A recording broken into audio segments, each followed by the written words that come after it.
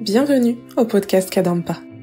Ces balados, comme on dit au Québec, offrent des solutions pratiques pour les défis de la vie quotidienne et nous aident en nous guidant vers des états d'esprit plus calmes et joyeux. Dans chaque épisode, vous trouverez un court enseignement donné par divers enseignants bouddhistes Kadampa à travers le monde. Tous ces enseignements sont inspirés de la sagesse profonde de vénérable Geshe Khalsa Gyatso Rinpoche, un maître bouddhiste pour notre monde moderne, en espérant que ceci vous plaira. Bonjour à tous et à toutes. Donc voici pour ce nouveau podcast l'idée de pouvoir se libérer de l'anxiété. Donc moi je m'appelle Gen Kelsang Shri, je suis enseignante principale du centre Kadampa, centre bouddhiste Kadampa de Nice sur la Côte d'Azur en France. Et je vais vous partager aujourd'hui quelques petites pensées, des petits outils pour que l'on puisse justement sortir à la fois du stress mais aussi de ce sentiment d'anxiété. Donc l'anxiété qui est vraiment ce sentiment que l'on peut ressentir face à des appréhensions futures. Donc on peut penser justement à toutes ces situations un peu quotidiennes, par exemple, oh là là, et si je ratais mon examen ou mon entretien d'embauche, et si mon partenaire il partait avec quelqu'un d'autre, et puis en fait l'anxiété qui accélère, qui peut faire les pires scénarios et inventer les pires scénarios. Et si je me faisais pirater mon compte Instagram, et si on publiait des horreurs sur moi, et que ma réputation était fichue, et si ma maison était cambriolée, et bien pire, elle serait incendiée, et si je tombais malade, etc., etc. Et en fait, qui sont tant de choses que, effectivement, nous ne voulons pas, et qui peut-être se produiront, mais qui peut-être ne se produiront pas, et qui, si elles se produisent, ne se produiront sans doute pas comme on l'avait imaginé. Et dans l'histoire, quand on examine ça, en fait, parce que là, on est en train d'apprendre des choses futures qui ne vont pas forcément se produire, dans tout ce processus, on aura stressé pour rien, parce que même si ça se produit, on peut se rappeler, ce stress-là, en fait, cette anxiété-là, elle ne va pas arranger les choses, en fait. Donc, il y a ce premier point qui est relié à d'autres types d'anxiété qu'on peut créer dans l'esprit. Par exemple, l'anxiété qui est reliée à une appréhension du passé qui pourrait revenir. Donc une situation typique qui semblerait ressembler à ce que nous avions déjà vécu, qu'on voudrait surtout pas vivre, ou aussi il y a un autre système, parfois en fait notre esprit se retrouve coincé dans des pensées d'un passé douloureux. Alors ça c'est surtout dans le processus des traumatismes. Effectivement en fait on se retrouve dans cette anxiété parce qu'on revit en fait la même chose comme si c'était encore dans le présent. Donc ça, on va beaucoup en parler, l'air de rien, en fait, avec des méditations pour revenir sur l'instant présent. Là où, en fait, la méditation sur la respiration va être un premier pas, il va falloir aussi mettre des pensées concrètes qui vont nous réancrer dans le présent d'aujourd'hui. Et puis, on a l'anxiété sur le futur dont on ne veut surtout pas, mais aussi celui qu'on a peur de ne pas voir s'accomplir. Donc typiquement, on peut être anxieux à l'idée de ne pas réussir notre mariage, de ne pas avoir d'enfants, de ne pas avoir le travail dont on rêve, de ne pas réussir tel projet. Et en fait, ce sont des choses que nous désirons, qui sont à venir normalement. Mais au présent, en fait, pour nous, l'idée, ça va être justement de faire en sorte de ne pas stresser dans ces idées qui sont simplement des idées, ce sont juste des pensées, mais plutôt de s'ancrer dans, voilà, qu'est-ce que je peux faire aujourd'hui pour que ça puisse éventuellement se produire, parce qu'on n'est pas le contrôle complet, mais du coup sans m'inquiéter, sans vraiment m'inquiéter. Donc, dit autrement, ce qu'on peut observer, c'est que l'anxiété dont on parle aujourd'hui, c'est vraiment cette appréhension du futur ou le fait d'être bloqué dans un passé douloureux qui revient et qu'on revit dans notre esprit constamment.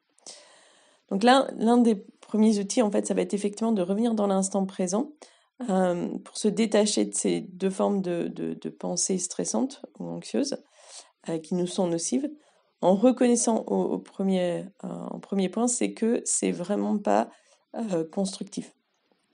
Donc si on comprend d'abord que c'est pas constructif, ça va nous aider à nous dire, en fait, cette anxiété qui pense que je suis en train de me protéger en mettant comme une protection ou une prévention d'un événement éventuel qui pourrait se produire, etc., etc. Il faut observer, en fait, là, on n'est pas en train de parler de prévention, on est en train de parler d'un esprit anxieux, c'est-à-dire de pensées qui sont anxiogènes, et qui ne nous servent à rien parce qu'en fait, on ne sait absolument pas ce qui va se produire. Ça se produira sans doute pas comme on l'a imaginé et on n'est pas en train de construire une protection, une prévention de quoi que ce soit. Donc là, on a juste un petit point, c'est effectivement d'identifier au départ de quelle pensée ou de quelle sensation nous sommes en train de parler. Donc dans notre propre esprit, imaginez vraiment, est-ce que je suis bien en train d'essayer de réduire ce problème d'anxiété qui est dans mon cœur, ce que je ressens, qui est anxiogène et dont je n'ai absolument pas besoin, parce qu'on n'a absolument pas besoin d'anxiété. Autant on peut avoir besoin d'anticiper des choses, etc., de se préparer à des examens, etc. Ça n'a rien à voir avec l'anxiété. L'anxiété est douloureuse, elle peut même être très oppressante, et effectivement, elle peut nous empêcher de nous préparer justement correctement à des tas d'événements et justement de nous empêcher de vivre, en fait, au final, parce que ça par exemple, ça nous stresse trop, ça nous fait trop peur, et au final, on préfère choisir de ne pas faire certaines choses, alors qu'on aurait été très heureux de les faire. Donc cette première, vraiment, c'est la motivation, hein, mais cette motivation va nous justement nous permettre d'instaurer des réflexes, de se demander est-ce que je suis vraiment dans le présent? Ou est-ce que je suis perdue dans le passé?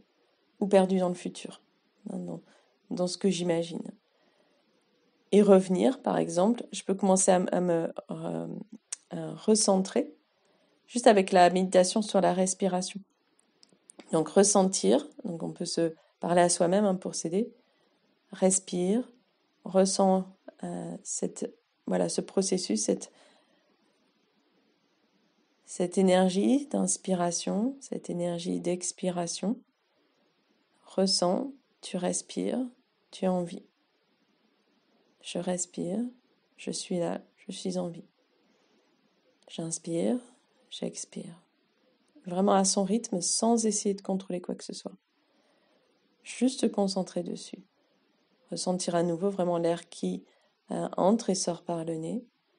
Juste avec cette petite méditation, on va pouvoir instaurer vraiment des sensations différentes dans notre corps et dans notre esprit. Donc pour nous aider, Vénérable Geshe Kelsang Gyatso Rinpoche nous dit dans le nouveau manuel de méditation, si nous pratiquons patiemment de cette manière, les pensées distrayantes diminueront progressivement et nous éprouverons un sentiment de paix intérieure et de détente. Notre esprit sera clair et spacieux et nous nous sentirons ressourcés. Quand la mer est houleuse, les sédiments sont brassés et l'eau se trouble. Mais lorsque le vent tombe, ces sédiments se déposent progressivement et l'eau s'éclaircit. De la même manière, lorsque nous réussissons à calmer le flot incessant de nos distractions grâce à la concentration sur la respiration, notre esprit devient inhabituellement clair et lucide. Donc nous essayons de rester dans cet état de calme mental pendant quelques instants.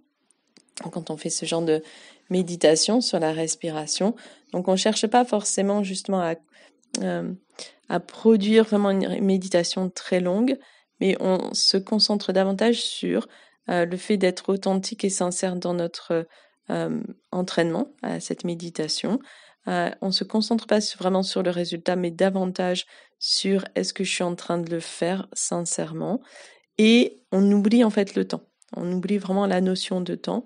On le fait jusqu'à se sentir un peu mieux déjà, voire bien, effectivement.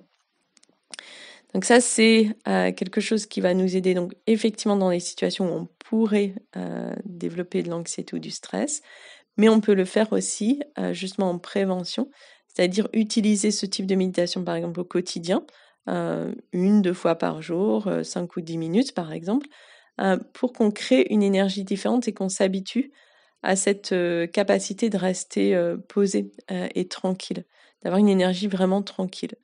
Parce que ça va nous aider aussi justement à gérer notre rapport ou notre relation aux événements, notamment aux événements en fait qu'on aurait tendance en fait à rejeter, mais qu'on n'a pas forcément la possibilité de mettre de côté en fait dans la vie, parce que la vie est faite aussi de tas de choses qui sont pas forcément agréables, mais qu'on est obligé de traverser.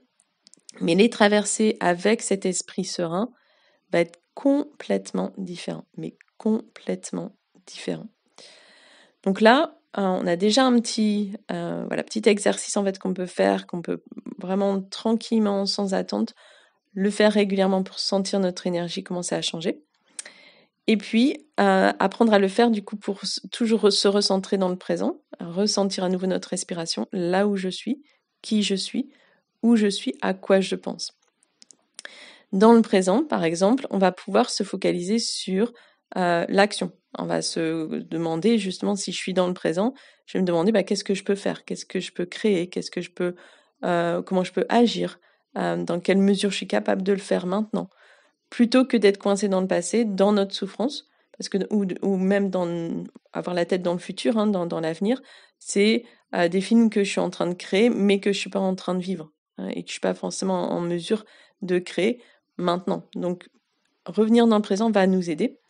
On peut utiliser du coup les questions sur notre propre vie. Donc, par exemple, on peut développer la joie d'être en vie, de se sentir vraiment vivant. Donc, on utilise la respiration, puis ensuite on sent je suis en vie, je suis humain, j'ai une vie humaine, j'ai le pouvoir, la possibilité d'aimer, de chérir les autres. J'ai un temps de vie spirituelle. J'ai la possibilité de prendre soin de mon cœur spirituel. J'ai la possibilité de méditer. J'ai la possibilité de prier. J'ai la possibilité de changer des choses. J'ai la possibilité d'être heureux à l'intérieur.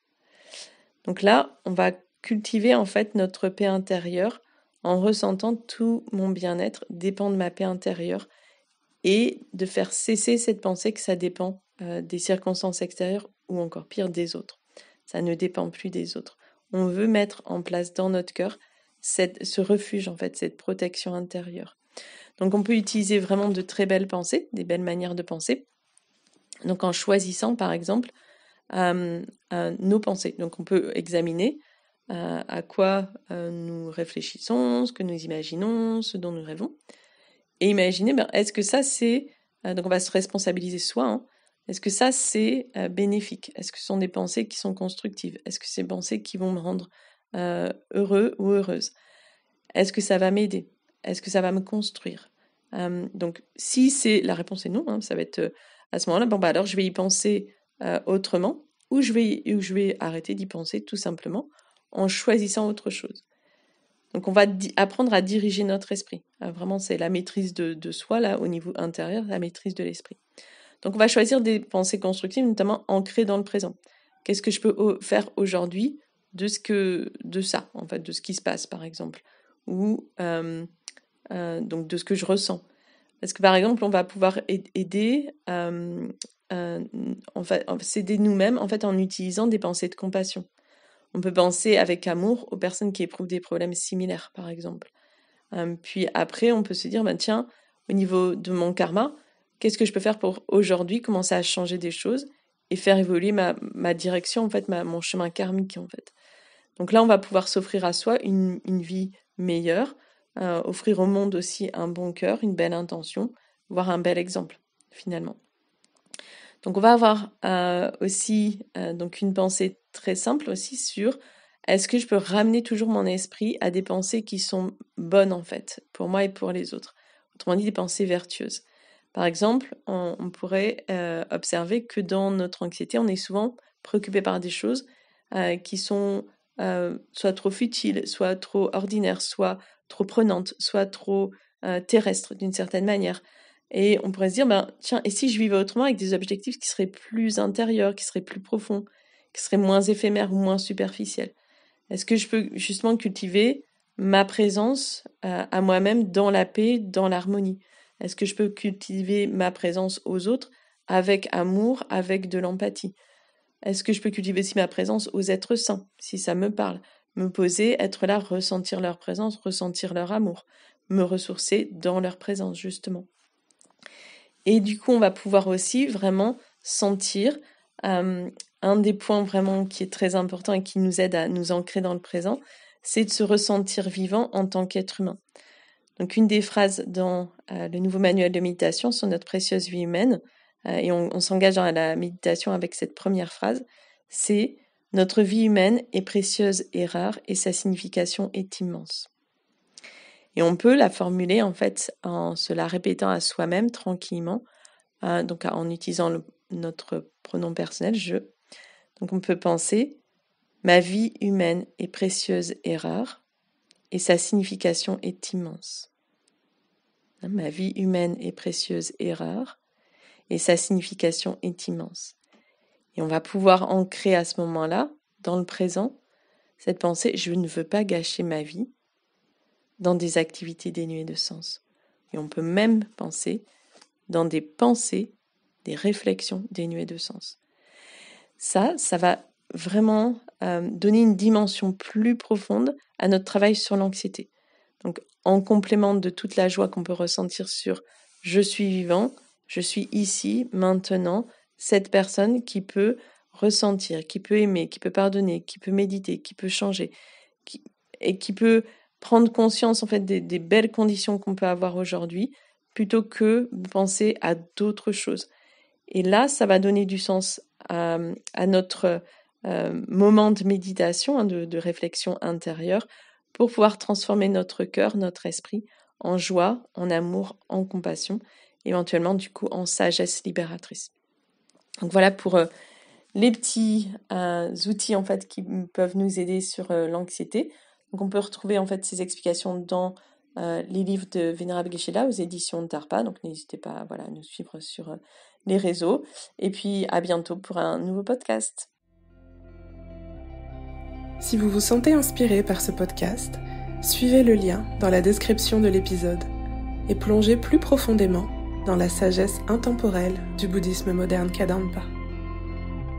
Nous avons hâte de vous retrouver dans le prochain épisode des Balados Kadampa.